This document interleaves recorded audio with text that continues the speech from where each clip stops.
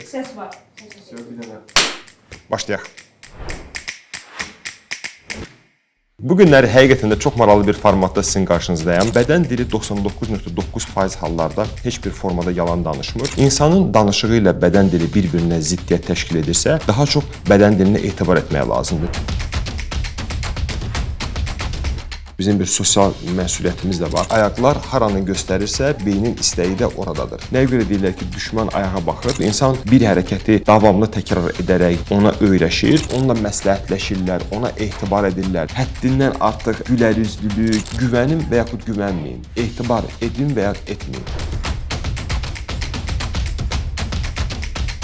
Səslə bağlı nə deyə bilərsiniz? Siz deyə bilərsiniz ki, yox, edə bilmərsən. Bir rəhbər işçiləri qarşısında necə dayanmalıdır? Bədən diliniz tənzimlənərsə, bu sizin uğura getdiyiniz yolda sizə böyük bir fayda qatacaq. Biz şəkil çəkdirdikdə bəlli bir poza giririk. Qəbul olunmayacaqsan deyil, qəbul olunmama şansın çoxalar. Mən rahatamsa, mən ona etibar edirəm.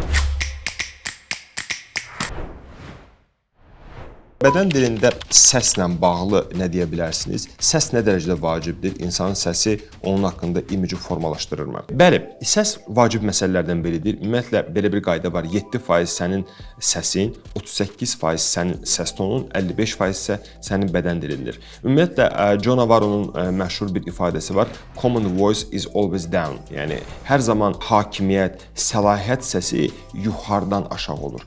Aşağıdan yuxarı olmalı. Məsəl üçün siz hansısa sizə bir sual verəndə ki, bunu edə bilərəmmi? Siz deyə bilərsiniz ki, yox, edə bilmərsən və yaxud deyə bilərsiniz ki, yox, edə bilmərsən. Yəni, əlbəttə ki, bunların ikisini müqayisə etdikdə biz anlayırıq ki, ikinci daha ağır gəlir, ikinci daha səlahiyyət ötürür, ikinci daha çox məzmun verir və xarakter ötürür. Ümumiyyətlə, bədən dili heç zaman təlaşı, həyəcanı, demək olar ki, bunu insandan bir tərəf etmək üçün formalaşır. Çünki nəticə etibarilə biz anlayırıq ki, sən nə qədər çox təlaş edirsənsə, nə qədər çox lüzumsuz hərəkətlər edirsənsə, nə qədər çox enerji sərf edirsənsə, bir o qədər çox tükənmə sindromuna gəlib çıxırsan. O səbəbdən səs çox vacibdir. Səslə işləmək üzrə düşünürəm ki, sizlərin də bu mövzuda demək olar ki, mütəxəssislərə müraciət etməniz lazımdır. Çünki mən çox insanlar görürəm ki, danışıq tərzləri rəvan deyil, danışıq tərzlərində pauza demək olar ki, yoxdur və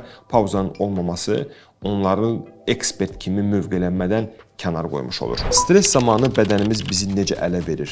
Özümüz bunu necə gizlədə bilərik? Stres vaxtı əlbəttə ki, biz insanlarda əl hərəkətlərində bu formalar, demək olar ki, bu formalar, əllərin bir-birinə tez-tez toxunması, dizin sığallanması, ümumiyyətlə ayaqların oynanması kimi bu halları biz görürük. Amma stres iki məzmuna gedə bilər. Bu pozitiv stres də ola bilər, negativ stres də ola bilər. Amma siz bir ekspert kimi özünüzü mövqələndirirsinizsə, çalışmamız lazımdır ki, stresi bəlli bir mənada boğmuş olaq. Bu necə baş verə bilər? Siz artıq öz bədəninizi kontrol etdikdə, artıq zamanı, məkanı, demək olar ki, mühiti bəlli bir mənada, bəlli bir miqyasda kontrolda saxlamış olursunuz. Çünki bu yaxınlarda radioda mənə bir sual verdilər ki, nəyə görə poker face, öz emosiyalarını ötürə bilməyən insanlara adətən insanlar daş atmağa başlayırlar ki, buna bax, yekəxanadır, nə bilim, çox təkəbbürlüdür, bundan danışmaq istəmirəm və s. Sualın cavabı belə idi ki, o insanları kənar insanlar idarə edə bilmədiklərinə görə, manipulyasiya edə bilmədiklərinə görə, o səbəbdən artıq o əl çatmayanda artıq daş atmağa başlanılır. O səbəbdən siz əgər həqiqətən də bədəninizi kontrolda saxlaya bilərsinizsə, bədəninizi idarə edə bilərsinizsə, manipulyasiyaya yol vermiş olmayacaqsınız. Sizi manipulyasiya etmək demək olar ki, mümkün olmayacaq.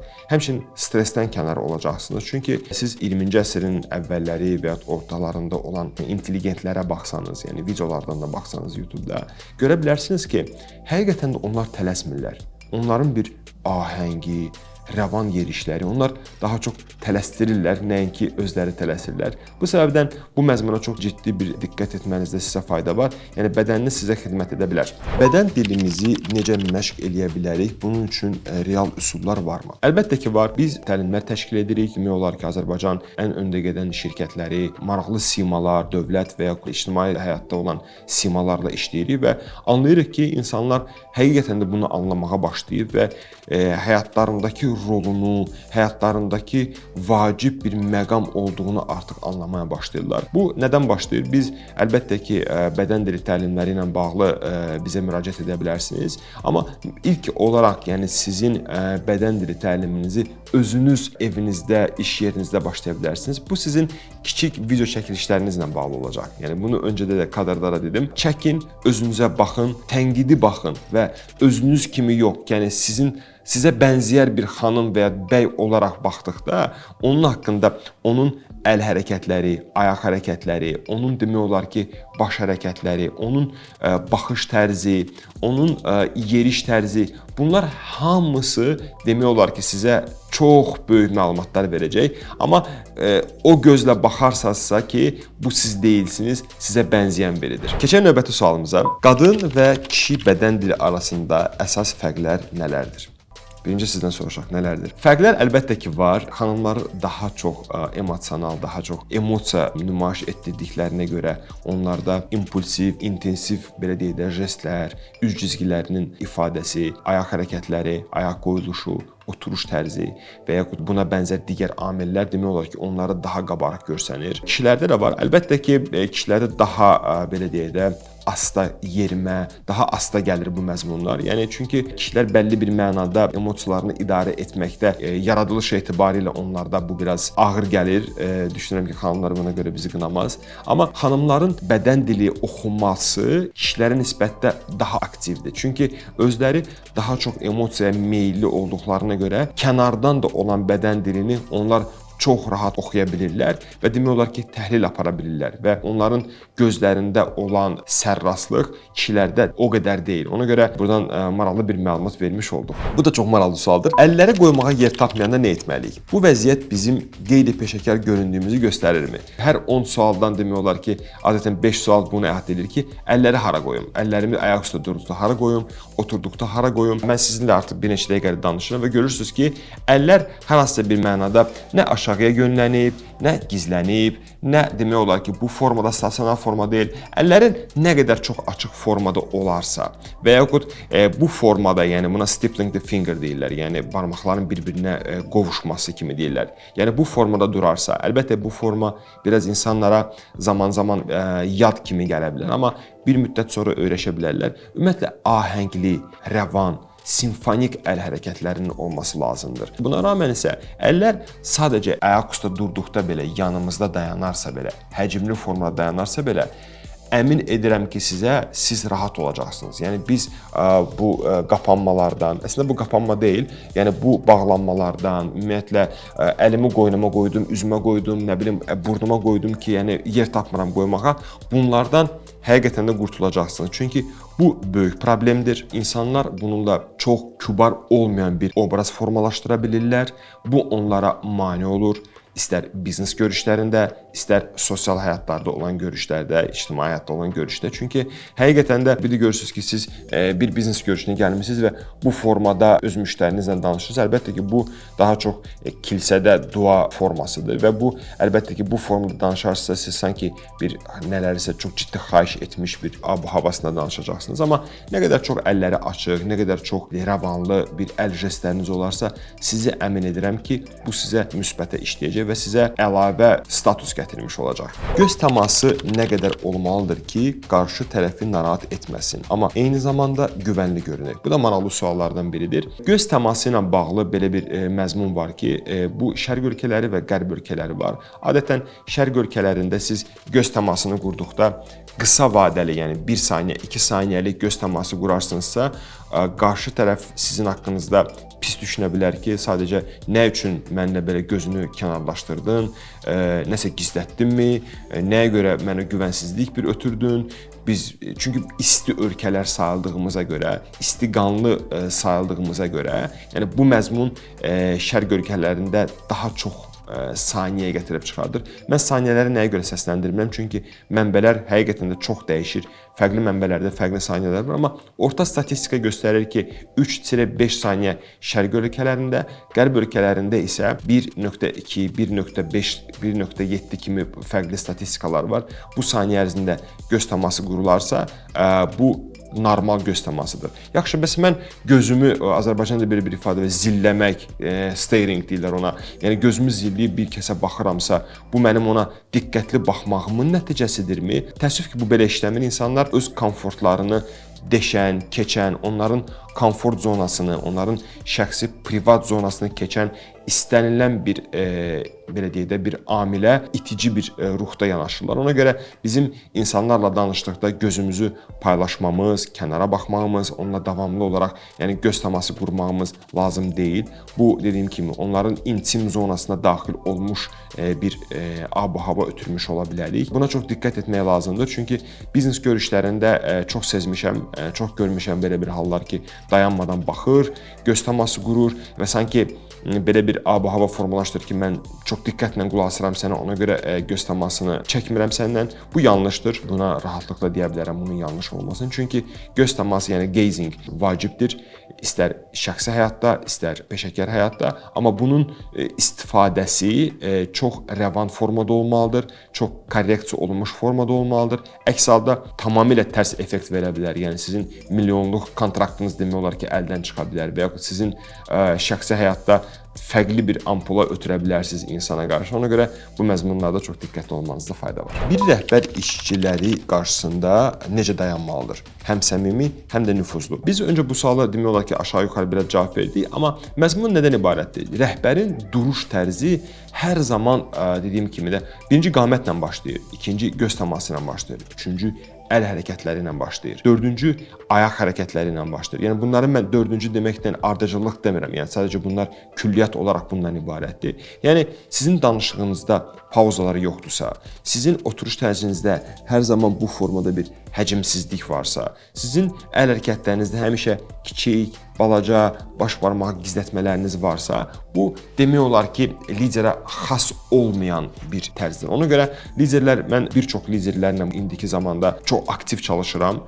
Bu məni çox xoşbəxt edir. Çünki insanlar artıq bu məzmuna çox ciddi diqqət verməyə başlayırlar və demək olar ki, bu işləyən bir modeldir və insanlar bundan fayda götürürlər. Foto çəkdirəndə insanlar niyə birdən pozaya gedir?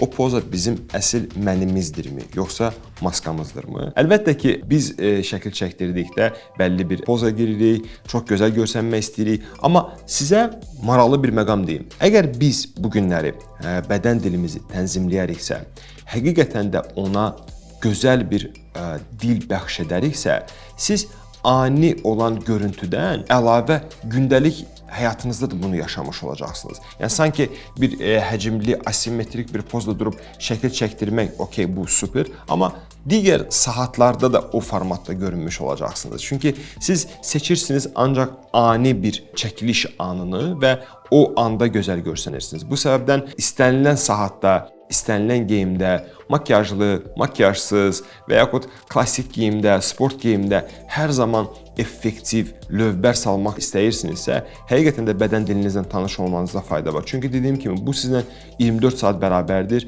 Yəni, danışmasaz belə hər saniyə bədəniniz hansısa bir ismarıcılar ötürür. Zoom görüşlərində bədən dilimizi necə göstərə bilərik? Axı biz orada yarım kürəyik. Əlbəttə, bu da maraqlı sualdır. Zoom görüşlərində demək olar ki, aktual mövzulardan biridir. Əlbəttə, biz Zoom görüşlərində bizim o 3-ün 4-ə şəkillər deyirik. 3-ün 4-ə şəkil formatında görünmüş oluruq və orada demək olar ki, nə dərəcədə aktiv bir məzmun ötürə bilirik bilmirəm, amma sözsüz ki, kameraya baxıb, həcmli oturmaq, əlimizi göstərmək, yəni kameranı hər zaman elə bir formata gətirmək olar ki, əlimiz görünsün. Dostlar, yəni əlin görünməsi hər zaman bir güvən ötürür və açıq ovuclar mənim sizə qarşı nə dərəcədə açıq fikirli olduğumu hər zaman nümayiş etdirir. Və çünki sən nə qədər çox bağlı, nə qədər çox qapalı əl jestikulyasiyaları ilə danışarsansa, bir o qədər daha çox qəbul olunmayacaqsan deyil, qəbul olunmama şansın çoxalar. Mənim bədən dilim demək olar ki, bərbaddır. Amma çox uğurlu bir insanam. Bu necə olur? Əla sualdır. Biz bədən diliniz düzəlsin, bədən diliniz tənzimlənsin, bərabərdir siz milyoner olacaqsınız, siz ən böyük uğurlara sahib olacaqsınız demirik. Bədən diliniz tənzimlənərsə, bu sizin uğura getdiyiniz yolda sizə böyük bir fayda qatacaq. Sizə dəstəkləyici bir xarakter verəcək. Sizin danışmadığınız halda sizin yerinizə danışacaq. Biz Moskvada olanda bizə buna bənzər bir sual vermişdilər ki, mən X bir adamı tanıyıram, onun bədən dili demək olar ki, çox həcmsiz, çox belə bərbad bir vəziyyətdədir, amma milyonerdir insan. Biz orada belə bir cavab vermişdik ki, o buna rağmen milyonerdir.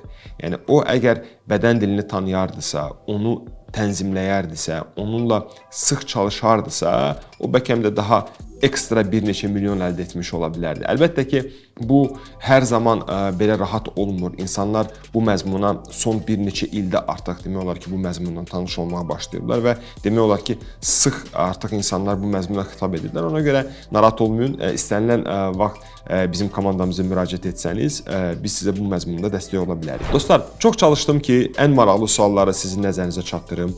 Aktual olan məzmunları sizin nəzərinizə çatdırım. Çünki həqiqətən də gün ərzində bizə sosial şəbəkələrdən çoxlu sayda ismarıcılar alırıq və çalışırıq ki, çünki bizim bir sosial məsuliyyətimiz də var. Çalışırıq həmin suallara cavab verək, amma düşündük ki, bununla bağlı sizə bir efir hazırlayaq və sualları sizin üçün canlandıraq və suallara cavab verək. Bədən dilinizi tanıyın, bədən dilinizi öyrənin. Bədən dilinizi öyrəndikdə bu sizə çox böyük bir mükəmməllik qatacaq. Çünki insanlar dediyim kimi rahatlıq axtarırlar. Yəni bir insanın yanında mən rahatamsa, mən ona etibar edirəm. Etibar edirəmsə, mən ondan məhsul alacağam. Çünki bunlar hamısı bir-birinə bağlı bir zəncirdir. Michelangelo Buonarroti'nin gözəl bir ifadəsi var. Detallar mükəmməlliyi yaradır, amma mükəmməlliyin özü bir detal deyil. Ona görə siz detallarınıza, hissələrə diqqət etsəniz, detallarınızı həqiqətən də rəndələsəniz, fərqli bir portret ortaya çıxacaq və siz psixoloji rahat bir insan təzahürü formalaşdıracaqsınız.